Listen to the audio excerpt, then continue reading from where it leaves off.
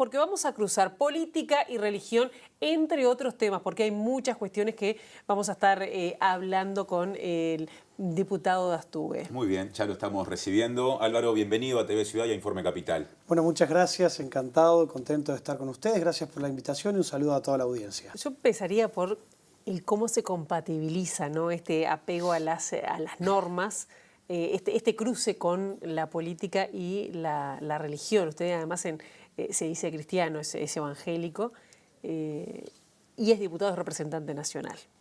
Correcto, muy normal, digamos, como cualquier otra persona. En el Parlamento hay católicos, en el Parlamento hay evangelistas, en el Parlamento hay judíos, en el Parlamento hay ateos, en el Parlamento hay masones. Yo creo que cada persona y cada parlamentario ha gestado su personalidad en base a sus principios y sus valores. Esos principios y sus valores seguramente, en la gran mayoría de ellos, viene por la fe que tengan en algo o por la fe que no tengan en algo. Por lo tanto, cada persona forma su personalidad en base a esos principios, a esa fe que tenga. Yo tengo la fe cristiana, soy cristiano y considero que los principios bíblicos son el mejor manual de vida para el ser humano. Así que, de la misma forma, el diputado Dastugue, como seguramente el diputado Abdala, como seguramente el diputado el exdiputado Óscar Andrade, hoy precandidato, ha formado su personalidad en base a seguramente los libros de Marx, de Lenin y él es ateo, ¿no? Sí, por eso. Y Abdala es católico, digo, para... Por eso puse los dos puntos de vista, digamos. Claro, cada uno forma su personalidad acorde a su fe en algo o a su no fe en algo. Claro, y cuando dice, por ejemplo, utilizan lo de la ley de Dios o los principios cristianos o católicos, y pienso las aclaraciones de el cardenal Sturla, que diciendo, bueno, Dios no tiene partido. Digo, no lo dijo exactamente así, pero es decir, no esgrimir el nombre de Dios cuando se está hablando de política. ¿Cómo lo toma? Yo creo ridículo, totalmente fuera de contexto y de lugar, porque cada uno puede invocar a su Dios, su creencia, su fe en la actividad que haga. De hecho, hemos visto muchísimas veces a grandes jugadores de fútbol arrodillarse en el centro de la cancha, festejar un gol y posicionando los dedos hacia arriba, sacarse la camiseta de los mejores jugadores de fútbol, como Neymar, como Kaká, como varios otros brasileros y no brasileros con el nombre Jesucristo. Yo creo que cada uno tiene la libertad de expresar su fe en el ámbito público en el cual él se rodea, se mueve, trabaja o frecuenta asiduamente. De hecho, yo creo que ese es el verdadero concepto de la laicidad. Un país que predica mucho sobre la laicidad, un país que habla mucho sobre su origen laico y la defensa de la laicidad. Yo creo que la laicidad específicamente es el poder expresar tu fe en el ámbito público sin ningún cuestionamiento y sin ningún señalamiento. De hecho, yo creo que nuestro país lamentablemente no es laico, sino que es laicista por el simple hecho de que castiga la manifestación de fe de las personas en el ámbito público, cuando tendría que ser todo lo contrario. ¿Usted se ha sentido castigado? Yo me he sentido, yo no sé si la palabra castigado, porque va un poco en la personalidad de cada uno, y uno es castigado si uno permite ser castigado, por decirlo de alguna forma. Yo no me he sentido castigado, sí discriminado o señalado por la fe en Jesucristo que tengo, pero considero que es normal y que gran parte de la población uruguaya tiene la misma fe que yo y de hecho promulga los mismos principios y valores cristianos que yo. Estamos en año electoral, ya empezó la campaña, nos decía fuera de aire. Doy por descontado que va por renovar la banca, por seguir en el Parlamento. Sí, sin duda. Nuestro primer objetivo es permanecer en el Parlamento. Creemos que tenemos mucho para dar, tenemos muchas ganas de seguir trabajando. Es mi primer periodo legislativo que estoy llevando adelante y me quedaron muchas ganas de hacer muchas cosas que por la mayoría parlamentaria lamentablemente no pudimos hacer, ni fueron tenidas en cuenta muchos proyectos que hemos presentado, porque bueno, como provenía de un legislador de la oposición, no se leyeron, no se estudiaron y algunos ni se trataron en comisión. Así que tenemos muchas ganas de seguir trabajando por nuestro país. Su agrupación forma parte de Esperanza Nacional, que es el sector todavía relativamente nuevo que lidera Verónica Alonso, que es precandidata, o sea que apoyan la precandidatura de Alonso, que en las encuestas en este momento no está bien ubicada. Muchas la dan por detrás de la calle Pou, la Rañaga e inclusive más recientemente de Sartori y en algunas por debajo de Antía o muy pareja con Antía. ¿Qué lectura hacen de esos números? Bueno, de hecho, yo creo que las encuestas es la fotografía del momento, pero creo que las encuestas antes de la interna tienen un margen de error muy amplio. De hecho, el otro día mirábamos y nos informaban sobre encuestas que tenían el margen de error +8, -8, +-8. Por lo tanto, esa encuesta que dio 2%, que tenía ese margen de error de +-8, podía tener 10, podía tener -6, el que tenía, creo que Sartori andaba alrededor de los 10, podía tener 2, pero bueno, son tendencias, es importante analizarlas, estudiarlas y bueno, trabajar para revertirlas sin duda. Le voy a preguntar sobre cuestiones que hacen a la actualidad. Y voy a empezar por lo último, ¿no? Ayer fue cesado el comandante jefe del Ejército, salió la senadora Verónica Alonso, que bueno, está trabajando juntos en el mismo sector. Y también usted dijo, bueno, que bien le haría un hombre recto que defienda los valores y sus principios que comparto plenamente. ¿Cómo ve esta decisión del presidente de la República y vistas ahora, conocidas ahora el video que sacó, que emitió el propio Guido Manini Ríos, parándose bastante fuerte en la defensa de... Y que el Ministerio de Defensa lo mandó a bajar de las redes, parece. Claro, ya estaba cesado, ¿no? Ya, exactamente. Bueno, yo lo que considero es que Tabaré Vázquez, el presidente de la República, actuó como viene actuando en los últimos 4 años y medio, presionado por su fuerza política. De hecho, lamentablemente tengo que expresar que yo creo que el presidente no ha gobernado nuestro país porque su grupo político no lo ha dejado gobernar y tenemos muchos casos y ejemplos para mencionar, como por ejemplo los tratados internacionales, como por ejemplo la ley de presupuesto y algunos otros casos que legisladores dentro del Parlamento de la República no permitían que Tabaré Vázquez, o no permiten que Tabaré Vázquez gobierne porque lo tenían hackeado. Claro, pero de acá hecho, hubo un cuestionamiento de sí. Astugue a el Poder Judicial, a la probidad del Poder Judicial, con la separación de poderes que implica. ¿Está de acuerdo con eso?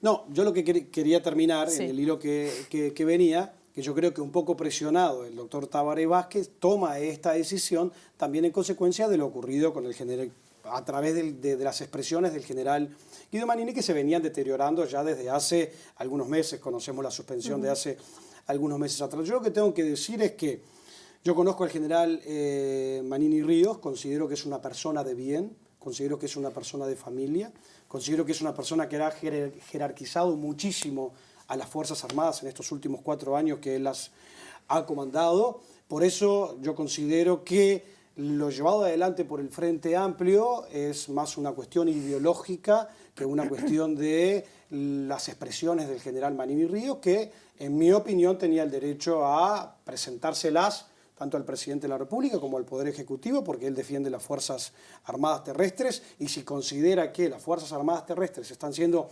discriminadas o perjudicadas en lo relacionado a la justicia o, por ejemplo, a las leyes en el Parlamento relacionado a la jubilación de los militares, lo podía expresar. El Poder Ejecutivo entiende que no. Creo que lamentablemente aquí quien pierde es el Uruguay, y en mi opinión por una cuestión ideológica y por una cuestión de presión de la bancada legislativa del Frente Amplio. Hace bien poquito se celebró un nuevo Día Internacional de la Mujer y en las horas previas, no sé si fue el día anterior pero cerca hubo un evento político de Esperanza Nacional con palabras de Alonso, de Verónica Alonso, que dijo algunas cosas como: a este país ya lo han gobernado hombres, es tiempo de poner orden, y las mujeres ponemos orden en casa y administramos bien.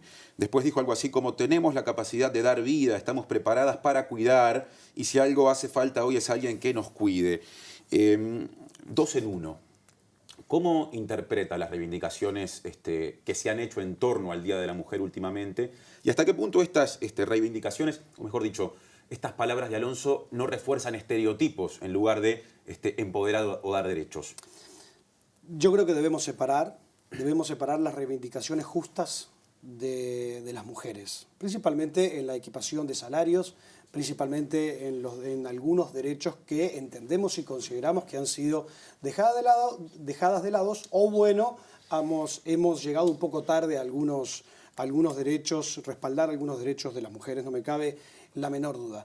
Lo otro, creo que existe hoy, lamentablemente, un lobby a través del 8 de marzo, llevado adelante por un grupo minoritario representativo, que creo que es el feminismo radical, que le hace muy mal a nuestra sociedad, en donde se posiciona frente al hombre, castiga al hombre, al macho hay que matarlo. Y bueno, ustedes pudieron ver algunos carteles que lamentablemente yo veía algunas niñas de 12 años marchando y algunas frases en los carteles que, por favor, rompen todo concepto de educación, de respeto, de moralidad. Por lo tanto, debemos hacer una separación.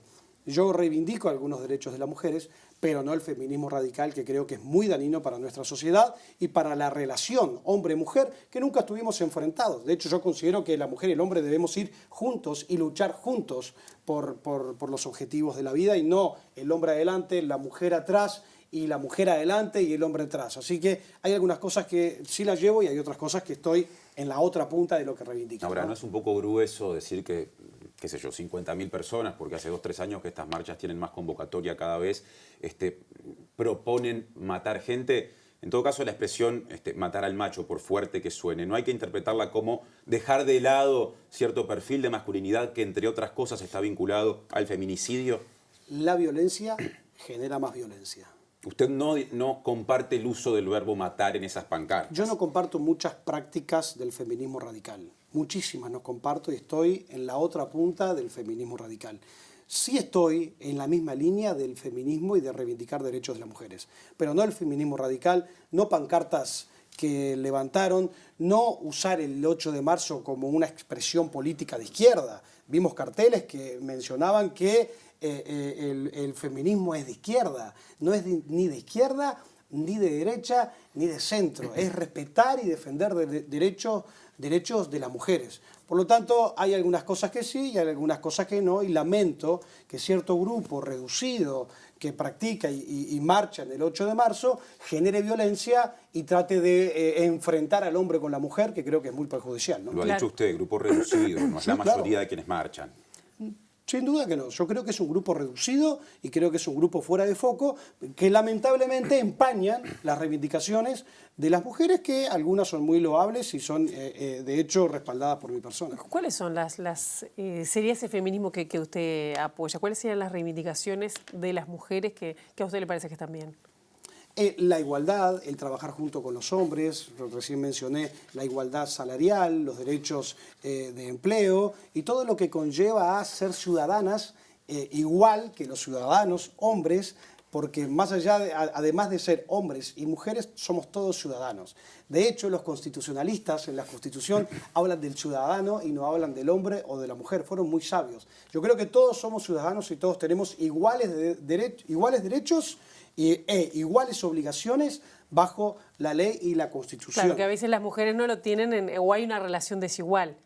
Por eso mismo hay algunas cosas que debemos reivindicar y debemos apoyar.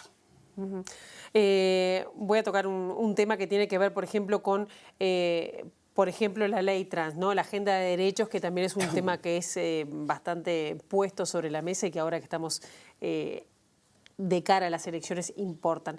Le voy a proponer matrimonio igualitario, aborto, marihuana, ley trans. Y son temas que son importantes. ¿Qué opina? Cortito de cada uno. Sobre todo, además, por ejemplo, en el caso de la homosexualidad, su suegro, el apóstol Jorge Márquez, llegó a comparar con la pedofilia y la zoofilia. ¿Qué vínculo? ¿Cómo lo vincula con eso? Bueno, habría que preguntárselo a mi suegro.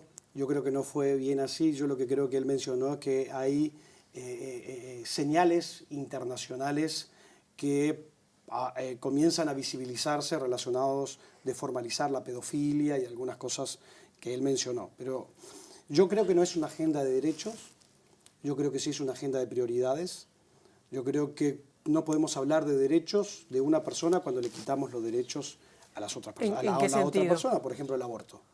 Yo creo que cuando matamos a una persona que está en el vientre y le quitamos el derecho de vivir, no podemos hablar de el derecho de la mujer a quitarle el derecho al niño. Es mi forma de pensar y yo creo que hay vida desde el momento de la concepción. Lo voy a defender hoy, mañana y siempre. Por lo tanto, para mí eso no integra una nueva agenda de derechos, sino que una agenda de prioridad de la mamá de matar a su hijo. ¿Y el papá? Y el papá, que a veces no está en la agenda. De la misma forma el papá. De la misma forma el papá. Exactamente de la misma forma. Bien, matrimonio igualitario.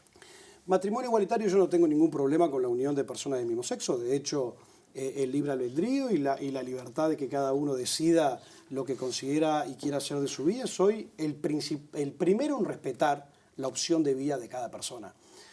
Me choca un cacho la palabra matrimonio, porque considero que la palabra matrimonio proviene de el origen matriz, generar vida, de la matriz de generar vida. Por lo tanto, yo creo que personas del mismo sexo no pueden generar vida, pero la unión entre personas del mismo sexo es totalmente libre y si quieren cada uno vivir como quiera, adelante. Sí estoy en desacuerdo con la adopción de niños por homosexuales.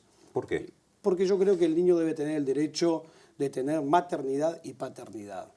Porque así fueron creados, porque ellos vienen de un padre y de una madre, por lo tanto, a mi entender y en mi filosofía de vida, en mis principios y mis valores, considero que el niño tiene el derecho, y ahí hablo de nuevo de derecho, porque aquí los derechos se los dan a las personas del mismo sexo, pero no visualizamos el derecho del niño a tener una madre y un padre. No, pero perdón, en el caso de la adopción no se le quitó el derecho a hombres y mujeres de adoptar. Se amplió ese derecho a mujeres que tienen parejas con mujeres y a hombres que tienen parejas con hombres. Cuando lo mirás, estás afirmando lo que yo estoy diciendo. O sea, le estamos otorgando el derecho a personas del mismo sexo, pero no estamos visualizando el derecho del niño a tener un madre. No, pero yo comparo padres y padres con madres y madres. Es decir, ya tenían ese derecho las parejas heterosexuales, ahora se amplió a las parejas homosexuales. Allí no hay ninguna quita. Hay quita cuando miramos al niño. ¿Pero y qué es el quita? La quita al niño es que va a tener o dos mamás o va a tener dos papás. ¿Y qué pierde ahí? Pierde la posibilidad de tener una figura paterna y una figura materna que yo considero que es imprescindible para la crianza y el desarrollo del ser humano. Hay niños que las han tenido y han sido tremendamente infelices. Ese es otro tema, bueno, que hay que evaluarlo, hay que castigarlo y hay que repararlo. Hablemos de todas las posibilidades, porque si no parece que, digamos, la felicidad es solo producto de un tipo de crianza. ¿No habría que pensar en familias diversas a esta altura del partido? Yo creo que hay familias diversas. Yo lo que considero es que el niño, en mi opinión, tiene el derecho a tener la figura materna y paterna, por eso considero y estoy en desacuerdo de la adopción de niños por homosexuales. Pero yendo a la ley trans y a la ley, creo que me dijiste, de marihuana, yo creo que la ley, para empezar rápido, como me dijiste, la ley de marihuana lo único que ha logrado es bajar la percepción del riesgo, ha bajado la percepción del riesgo y se ha multiplicado el consumo de marihuana y se ha multiplicado el consumo de las drogas en nuestro país, por lo que entiendo ha sido muy dañina y está comprobado por organismos nacionales y organismos internacionales. También lo que ha lamentablemente hecho la ley de marihuana es bajar la edad de inicio del consumo de marihuana de jóvenes a adolescentes. Las teníamos alrededor de los 15 y 16 años, hoy la tenemos entre 12 y 13 años. Y relacionado a la ley trans, creo que son una vez más privilegios para un grupo de personas y quita de derechos para otros. Por ejemplo, quitarle el consentimiento a los padres para opinar sobre si sus hijos pueden hormonizarse o cambiarse de sexo, creo que viola la patria potestad y creo que es muy dañino. ¿Impulsará los cambios para revertir estas legislaciones, estas leyes que se han aprobado? Sin duda que desde mi persona yo voy a proponer revisar algunas de estas leyes que han sido aprobadas y tratar de mejorarlas y algunas derogarlas. Por ejemplo, la ley trans la derogaría, gran parte de la ley de marihuana la derogaría, revisaría el artículo 3 de la ley de aborto, que creo que solamente tenía dos caminos y ahora me parece a mí, y por lo que hemos investigado, tiene solo un camino, que es el aborto y no aquel de brindarle recursos, ayuda y posibilidad de que la madre lo tenga para educarlo, criarlo y que sea una persona de bien. Por lo tanto, para mí no es una agenda de derechos, sino que es una agenda de privilegios. Dastugue, hablemos un poco de la Iglesia Misión Vida para las Naciones, de la cual usted es pastor. Márquez es el apóstol, fundador, líder, digamos, de esa agrupación o congregación religiosa, y de los Hogares Veraca, que a través de una ONG que tiene vinculación con la Iglesia, que se llama ESALCU, son gestionados. Así es. Ha habido muchos cuestionamientos y denuncias en los últimos años con respecto a lo que pasa en los hogares. Usted vive en un hogar, son más de 50 en todo el país, cada hogar tiene un emprendimiento productivo. ¿Qué pasa si una persona que, supongamos por una cuestión de adicciones, ustedes trabajan con esa población vulnerable en general, que está en el hogar, no quiere militar en su agrupación o ir a la iglesia? Pongo estos ejemplos y hago estas preguntas porque se ha dicho que en general se presiona a las personas que concurren a los hogares o que dependen de ellos para ambas actividades. Dos cosas rapiditos. Número uno, Los Hogares Veraca comenzaron a realizar esta ayuda social con más de 1.300, 1.400 jóvenes recibidos en forma gratuita en estos centros, en estas casas que tú dices, y hasta el 2014 prácticamente no tuvimos críticas. Al contrario, intendentes del Frente Amplio, intendentes del Partido Colorado, intendentes del Partido Nacional nos solicitaban ayuda y así fue que pudimos extendernos y ayudar a más personas. O casualidad que cuando salgo legislador, el Frente Amplio comienza a atacar esta excelente y maravillosa obra social de la cual me siento honrado de pertenecer, formar parte y llevarla adelante. Número 2, nunca se obligó a militar a nadie y nunca se obligó a ir a la iglesia a nadie. De hecho, nuestros hogares, que son los chicos que andan en la calle comiendo la basura, que son los chicos que andan con revólver asaltando, que son los chicos que andan drogándose y criminalizando a cada uno de los ciudadanos que andan ahí, nosotros los recibimos en nuestros hogares. Nuestros hogares no tienen barreras, no tienen cárceles, son total y absolutamente abiertos para entrar y para salir. ¿Qué pasa si va un ateo o un homosexual a un hogar Veraca? Son todos recibidos. De hecho, existen muchos ateos dentro de los hogares Veraca y de hecho existen personas que han practicado la homosexualidad y que están dentro de los hogares Veraca. Una persona trans está en Veraca y quiere manifestar su identidad de género tal cual la siente. Sí, señor. ¿Qué pasa? Es libre de llevarla adelante. ¿Hay casos? Han habido casos, he conocido casos, han habido casos de jóvenes trans que han participado en nuestros campamentos y hay personas homosexuales y trans que asisten a la iglesia. Y nosotros somos muy respetuosos de la decisión de cada persona. Álvaro Dastugue, gracias por haber estado aquí en Informe Capital. Gracias a ustedes y esperemos repetir la entrevista en alguna oportunidad. Hasta la ¿Cómo no? próxima.